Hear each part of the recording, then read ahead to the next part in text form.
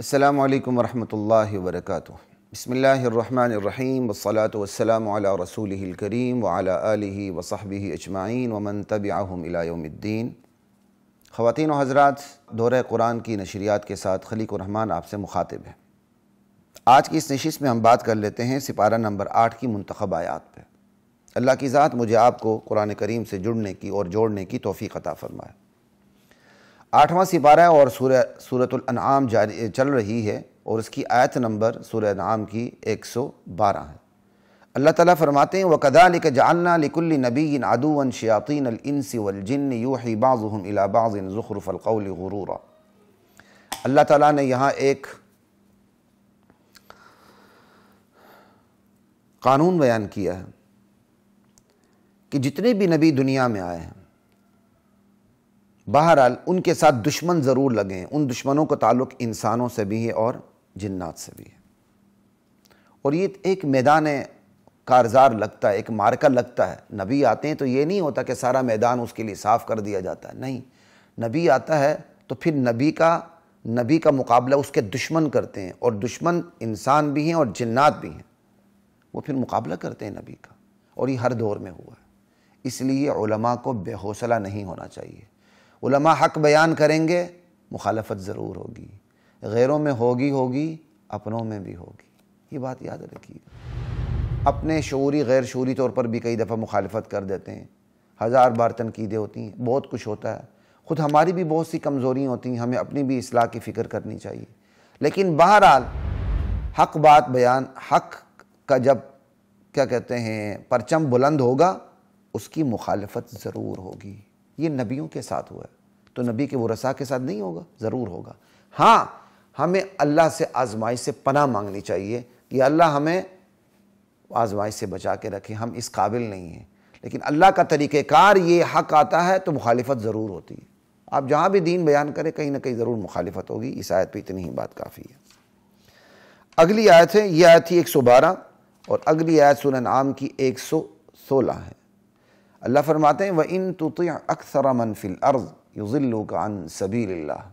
میرے نبی، زمین میں بسنے والوں کی اکثریت کی اگر آپ اطاعت کریں گے، کہنا مانیں گے، تو یہ آپ کو اللہ کے راستے سے ہٹا دیں گے، کیونکہ یہ لوگ تو خالی گمان کی پیروی کرتے ہیں، بس اور کچھ بھی نہیں ان کے پاس۔ یہاں کتنا بڑا اصول اللہ تعالیٰ نے بیان کر دیا کہ اکثریت آپ کو راستے سے ہٹا دے گی۔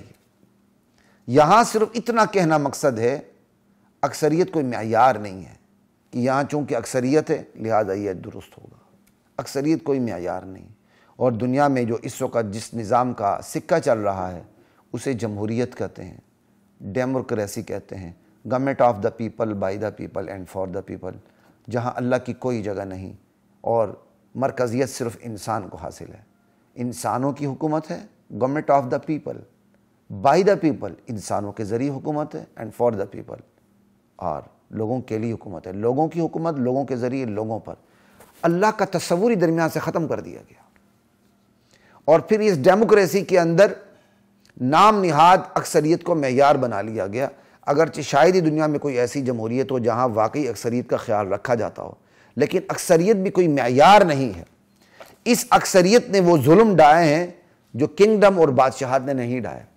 بادشاہت کے ادوار میں ظلم ہوتے رہے ہیں، ہوتے ہیں، لیکن عمومی طور پر بادشاہت کے ادوار میں گناہ کو لیگلائز نہیں کیا جاتا تھا، گناہ کو گناہ ہی سمجھا جاتا تھا۔ لیکن برا ہو اس جمہوریت کا، مسلمان ممالک میں بھی اس جمہوریت کے زور پر گناہ کو جائز بنایا جاتا ہے، مسلمان ممالک میں۔ باقی غیر مسلم ممالک کی تو چھٹی ہے نا، ان کو تو سارے اختیارات حاصل ہیں، وہ شراب کو حلال کر دیتے ہیں، زنا کو حلال کر دیتے ہیں، ہم جنس پرستی کو حلال کر دیتے ہیں، سارا کچھ، اور یہ سب جمہوریت کے زور پر، اکثریت کے زور پر، ٹھیک ہے، جبکہ اکثریت کوئی معیار نہیں۔ اسی اکثریت جمہوریت کو معیار بناتے ہوئے اسلامی ممالک کے اندر حرام کو حلال اور حلال کو حرام ٹھہرایا جا رہا ہے، تو اللہ کا عذاب نہیں آئے گا؟ ضرور آئے گا۔ اللہ میری اور آپ کی حفاظت فرمائے، اور اکثریت کے فریب میں آنے سے اللہ تعالیٰ میری اور آپ کی حفاظت فرمائے۔ آگے چلتے ہیں، 136 آیت ہے، 139 تک جائیں گے سورہ انعام کی۔ یہاں مشرکین کا شرک بیان کیا جا رہا ہے۔ وَجَعَلُوا لِلَّهِ مِمَّا ذَرَأَ مِنَ الْحَرْثِ وَالْأَنْعَامِ نَصِيبًا فَقَالُوا هَذَا لِلَّهِ بِزَعْمِهِمْ وَهَذَا لِشُرَكَائِنَا۔ مشرکین کا شرک کی ایک صورت یہ ہوتی تھی، وہ اپنے جانوروں میں، اپنی کھیتیوں میں اللہ کا حصہ بھی مقرر کرتے تھے، یہ اللہ کے نام نیاز، اور غیر اللہ کا حصہ بھی مقرر کرتے تھے، یعنی اللہ کے علاوہ جو جو ان کے پیارے ہیں، ہستی ہیں، بزرگ ہیں، شخصیات ہیں، یہ ان کے نام، ان بزرگوں کے نام نیاز حصے مقرر کر دیے۔ اب کرتے کیا تھے؟ اللہ کے نام والا حصہ بھی بزرگوں کے نام دے ڈالتے تھے، لیکن بزرگوں کے نام کا جو حصہ ہے وہ اللہ کے نام پہ نہیں جاتا تھا، یعنی جو اللہ کے لیے مقرر کیا اس میں سے بھی اٹھا کے غیر اللہ کے نام دے دیتے تھے۔ اللہ تو غنی ہے، اور جو بزرگ ہیں ان کے نام پہ جو دیا جاتا تھا ان میں کمی نہیں کرتے تھے، اللہ کے نام والے میں کمی کرتے تھے، بزرگوں کے نام جو انہوں نے نیاز دی ہوتی تھی اس میں سے کمی نہیں کرتے تھے، کہتا تو اللہ تو غنی ہے۔ تو بھائی تم جن بزرگوں کے نام پہ دے رہے ہو ان کو تو تم نے مشکل کشا، حاجت روا، دستگیر سمجھا ہوا ہے، تقدیر کو بگاڑنے اور بنانے والا سمجھا ہوا ہے، تو پھر وہ بھی تو غنی ہوئے نا۔ یہاں وہ خود عملاً اعتراف کر رہے ہیں کہ یہ فقیر ہیں، غنی نہیں، اللہ کا حصہ بھی ان کو دے رہے ہیں۔ اتنی ان کی مت ماری ہوئی تھی۔ یہ قرآن کریم مشرکین کے شرک کی ایک صورت بیان کر رہا، لا الہ الا اللہ، کہ فما کان لشرکائہم فلا یصل الی اللہ وما کان للہ فہو یصل الی شرکائہم ساء ما یحکمون۔ جو اللہ کے نام ہے وہ بھی اٹھا کے غیر اللہ کے نام پہ ڈال دیتے تھے، اور جو غیر اللہ کے نام ہے وہ اللہ کے نام پہ نہیں آتا تھا، اور یہ بہت برا فیصلہ کرتے ہیں یہ لوگ۔ یہ تو شرک کی ایک صورت ہو گئی۔ اب ایک اور صورت ان کی شرک کی قرآن کریم بیان کرتا ہے 137 آیت میں، وَكَذَلِكَ زَيَّنَ لِكَثِيرٍ مِّنَ الْمُشْرِكِينَ قَتْلَ أَوْلَادِهِمْ شُرَكَاؤُهُمْ لِيُرْدُوهُمْ وَلِيَلْبِسُوا عَلَيْهِمْ دِينَهُمْ۔ مشرکین اپنے بزرگوں،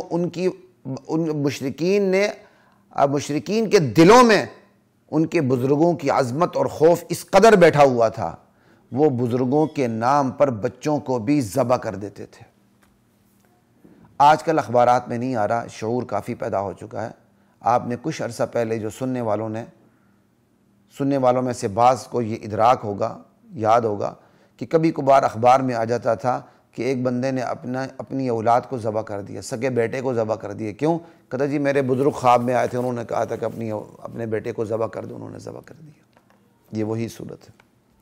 شیطان اتنی مت مار دیتا ہے، لوگ اپنی سگی اولاد کو بزرگوں کے نام بطور نیاز ذبح کر دیتے تھے۔ انا للہ و انا الیہ راجعون۔ اور مشرکین کی ایک اور صورت، لا الہ کیا کہتے ہیں، ان کی کرتوتوں کی ایک اور صورت قرآن کریم بیان کرتا ہے۔ اب حلال و حرام کی طاقت تو اللہ کے پاس ہے، لیکن وہ کرتے کیا تھے؟ هذه انعام وحرث حجر لا يطعمها الا من نشاء بزعمه۔ یہ چوپائے، یہ کھیتیاں، یہ ممنوع ہیں، انہیں وہی کھا سکتا ہے جسے ہم اجازت دیں۔ اور کون کھا سکتا تھا؟ وہ جو ان کی مزارات ہوتے تھے، ان کے مجاور، ان کے خادم، ان کو وہ دیتے تھے کہ صرف یہ کھا سکتے ہیں۔ وَأَنْعَامٌ حُرِّمَتْ ظُهُورُهَا، اور یہ چند چوپائے ہیں جن کی پیٹھیں حرام ہو چکی ہیں۔ کیا مطلب؟ کچھ جانوروں کو وہ اپنے بزرگوں کے نام چھوڑ دیتے تھے، اس سے سواری کا کام نہیں لیتے تھے، بار برداری کا کام نہیں لیتے تھے۔ کتنی شرک کی بدترین صورت ہے، اور یہ پنجاب میں ہوتا رہا ہے، اب بھی شاید گاؤں میں ہو۔ بزرگوں کے نام سانڈ چھوڑ دیتے ہیں، جانور چھوڑ دیتے ہیں، وہ کسی کی کھیتی کو جا کے برباد بھی کر لے تو کسی کی ہمت نہیں ہوتی کہ وہ جانوروں کو اس کھیتی سے باہر نکالے، کہتے یہ فلاں بزرگ کے نام پر ہے۔ انا للہ و انا الیہ راجعون۔ یعنی اللہ کے مقابلے میں غیر اللہ کا اتنا خوف کہ وہ اتنی عظمت کہ وہ چند جانور مقرر کر دیتے تھے غیر اللہ کے نام پہ، اپنے بزرگوں کے نام پہ، ان سے بار برداری کا بوجھ کا کام نہیں لیتے تھے اور سواری کا کام نہیں لیتے تھے، انہیں وہ کھلا چھوڑ دیتے تھے، وہ جہاں مرضی چلیں۔ وَأَنْعَامٌ لَا يَذْكُرُونَ اسْمَ اللَّهِ عَلَيْهَا افْتِرَاءً عَلَيْهِ، اور کچھ جانور ایسے ہوتے تھے جن پر وہ اللہ کا نام لینا جائز نہیں سمجھتے تھے، اللہ کا نام نہیں لیتے تھے، اس پر غیر اللہ کا نام لیتے تھے، اس پر اللہ کا نام نہیں لیتے تھے، اور یہ سب کچھ افتراءً علیہ، اللہ پر افتراء کرتے ہوئے کے ساتھ یہ بھی ترمیم کرتے تھے کہ یہ سب اللہ ہی کا حکم ہے۔ انا للہ و انا الیہ راجعون۔ اور پھر ان کے کرتوت کی ایک بدترین صورت یہ تھی، کہتے وقالوا ما فی بطون، یہ ایک دم آیت نمبر 139 جا رہی ہے، وقالوا ما فی بطون هذه الانعام خالصۃ لذکورنا ومحرم علی ازواجنا، یہ جو جانور ہیں ان کے پیٹوں میں جو کچھ ہے زندہ وہ تو ہم صرف مردوں کے لیے، بیویوں پر ہمارے حرام ہے، اور اگر اس جانور کے پیٹ میں کوئی مردہ بچہ ہو تو پھر مرد عورت سب کھا سکتے ہیں۔ انا للہ و انا الیہ راجعون۔ جب انسان کی مت ماری جاتی ہے تو وہ حلت اور حرمت کے حلال اور حرام ہونے کے فیصلے اپنے ہاتھ میں لے لیتا، اور یہی اس کا زوال ہے۔ یہی امتیں جو یہ کر رہی ہیں، جب جہنم میں جائیں گے تو ان کا حشر کیا ہوگا، وہ آیات آپ کے سامنے پڑھ دیتا ہوں۔ سورہ اعراف کی آیت آ رہی ہے آگے، انعام اختتام کو پہنچ رہی ہے۔ سورہ اعراف کی آیت ہے آیت نمبر 38،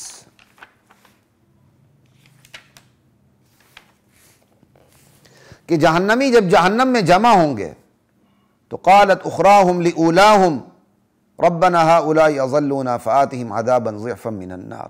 جہنمی جب جہنم میں جمع ہوں گے، چھوٹے بڑوں کو کہیں گے، بعد والے پہلے والوں کو کہیں گے جو پہلے گزر چکے تھے دنیا میں، اور اللہ جہنم میں وہ استغاثہ دائر کریں گے اللہ کے حضور، یا اللہ ان لوگوں نے ہمیں گمراہ کیا تھا، ہمیں تو کچھ پتہ ہی نہیں تھا، ہم تو ان کے پیچھے چلے تھے، یا اللہ تو ان کو دگنا عذاب دے۔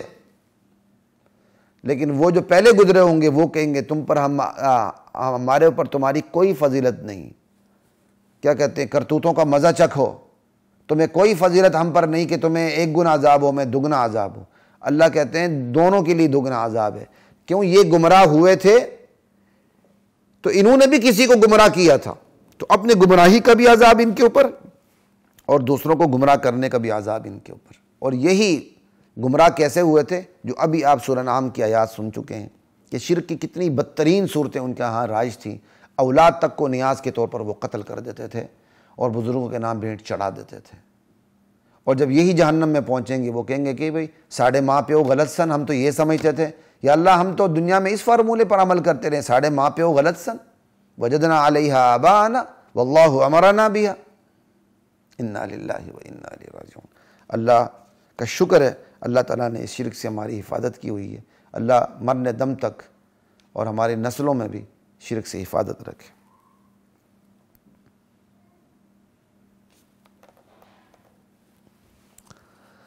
تھوڑا سا جہنم کا نقشہ آپ کے سامنے رکھ دیتا ہوں۔ آیت نمبر 44 ہے، 44 سے لے کر یہ بات جا رہی ہے 47 بلکہ 49 اور یہ 50 تک جا رہی ہے، لیکن میں صرف معمولی سا خلاصہ اس کا آپ کے سامنے رکھتا ہوں۔ جہنم کا نقشہ سامنے رکھنا ہے تو آیت نمبر 44 سے لے کر آپ آیت نمبر 50 تک ضرور دیکھیے گا سورہ اعراف کے۔ جنتی جنت میں ہوں گے، جہنمی جہنم میں ہوں گے۔ اس وقت جنتی جہنمیوں کو کہیں گے ایک وعدہ اللہ نے ہم سے کیا تھا، ہم نے تو اپنے وعدہ رب کا وعدہ پا لیا، جنت پہنچ گئے، کیا ایک وعدہ اللہ نے تم سے بھی کیا تھا، کیا تم نے بھی اللہ کا وعدہ پا لیا؟ وہ کہیں گے ہاں، جو اللہ تعالیٰ نے ہم سے وعدہ کیا تھا وہ ہم نے پا لیا، کہ اگر دھمکی دی تھی، وعدہ کیا تھا، اور اللہ تعالیٰ نے صاف کہہ دیا تھا کہ اگر میرے احکام پہ عمل نہیں کرو گے، شرک کرو گے، کفر کرو گے، جہنم میں پہنچ جاؤ گے، بس پہنچ گیا ہم۔ لا الہ الا اللہ۔ ایک تو یہ ہوں گے جنتی جہنمی، اور تیسرا طبقہ ہوگا اعراف کے اوپر، جن کے اعمال ایسے مساوی ہوں گے کہ نہ وہ جنت جا سکیں گے نہ وہ جہنم، اعراف پہ ہوں گے۔ بالآخر یہ بھی جنت چلے جائیں گے، لیکن کچھ دیر اللہ تعالیٰ ان کو اعراف پہ رکھیں گے۔